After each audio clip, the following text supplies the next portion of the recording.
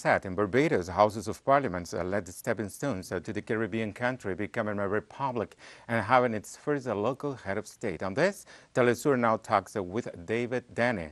David, welcome to teleSUR. How are you? I'm fine and I'm happy to be here with you this afternoon. Good afternoon. David, first of all, we would like to know your opinion about this unprecedented nomination and the election of the current governor of Barbados as the future first president of the Caribbean country. What do you think of it? Well, we're very happy to know that the government of Barbados was able to achieve two-thirds majority in both houses so that the present Governor General, Sandra Mason, was elected in our parliament as the first president for Barbados. The president will now remove the Queen of Head of State of Barbados. So our movement, the Caribbean Movement Peace and Immigration, is very happy that the government was able to achieve this objective.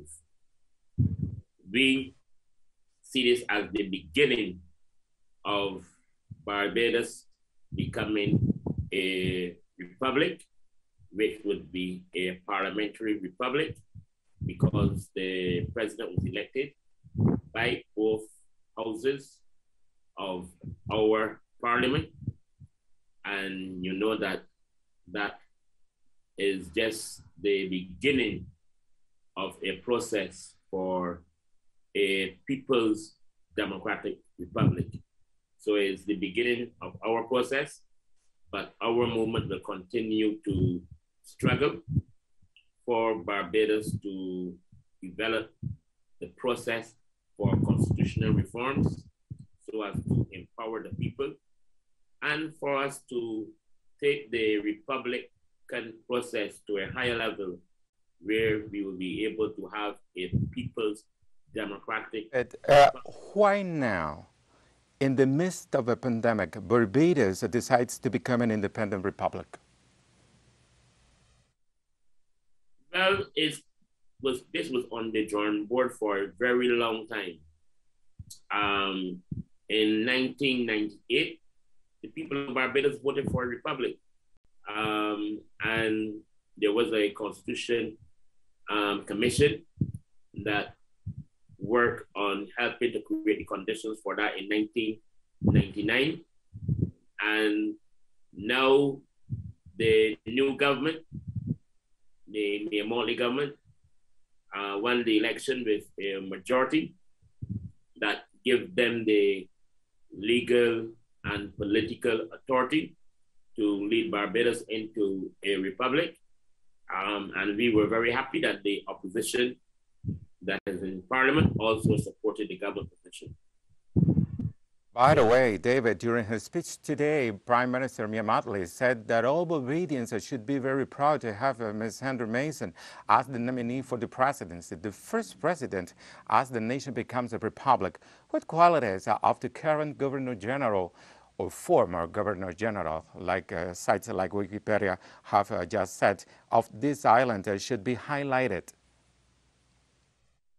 Well, as I mentioned, we are doing it the Barbadian way. The removal of the Queen of Head of State of Barbados is a process that is very important for the Barbadian people. We have been celebrating our independence in 1966. So this is the time for us, and this is the time for the people of Barbados to remove the Queen of Head of State and for us to celebrate with a Barbadian person as the Head of State of Barbados. And I am very happy with the transition from the Governor General to President with the same person. Because I think that in itself will create the conditions for a lot more unity among the Barbadian people, political organizations, and the social movements in Barbados. David, how this might affect not only the geopolitics of the Caribbean, but also future relations between imperial states and their overseas dependencies? Well, if you look at the history of republics in the Caribbean, you have Guyana, the Cooperative Republic, and you have the Republic of Trinidad, and you have the Commonwealth Republic in Dominica. They're the three English-speaking republics in the region that Barbados will be joining. And it never really changed, our relationships with Europe. It never changed our relationship with England. All three countries are still part of the Commonwealth, and I expect that Barbados will remain part of the Commonwealth. So I don't think it will create any difficulty in terms of dealing with those imperialist countries in the future. But what we as progressive forces in Barbados, as I mentioned earlier, what we need to do is to continue the struggle, because this is just a parliamentary republic that is taking place in Barbados, but we have to work towards the People's Democratic Republic. I think that is going to be, when the real struggle comes, is going to be for us to be able to transform our society and to empower the people of Barbados and to give them the type of hope and to create the type of direction for our nation state to become a truly People's Democratic Republican status. And then Barbados, UK bilateral relations. David, does Barbados becoming a republic mean that the island will break off relations with the United Kingdom? What will the link between London and Bridgeton be like from that moment on?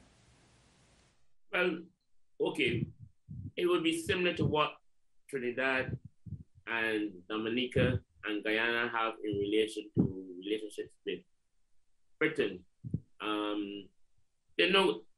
We're not going to see any major shift in terms of Barbados foreign policy as it relates to Barbados becoming a republic. I think the country will maintain that kind of foreign policy and direction relating to Britain and North America and other European states.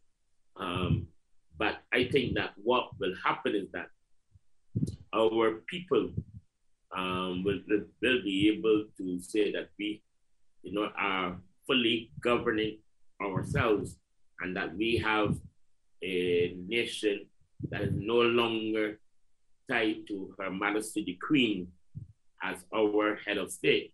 And if you look back at the past, we removed the statue from our national heroes square that represents slavery.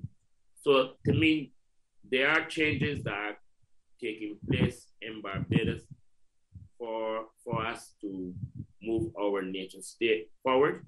But at the same time, the Prime Minister made the same statement today that Barbados will remain friends of all and satellites of none. And I expect that to continue to happen with Barbados becoming a republic.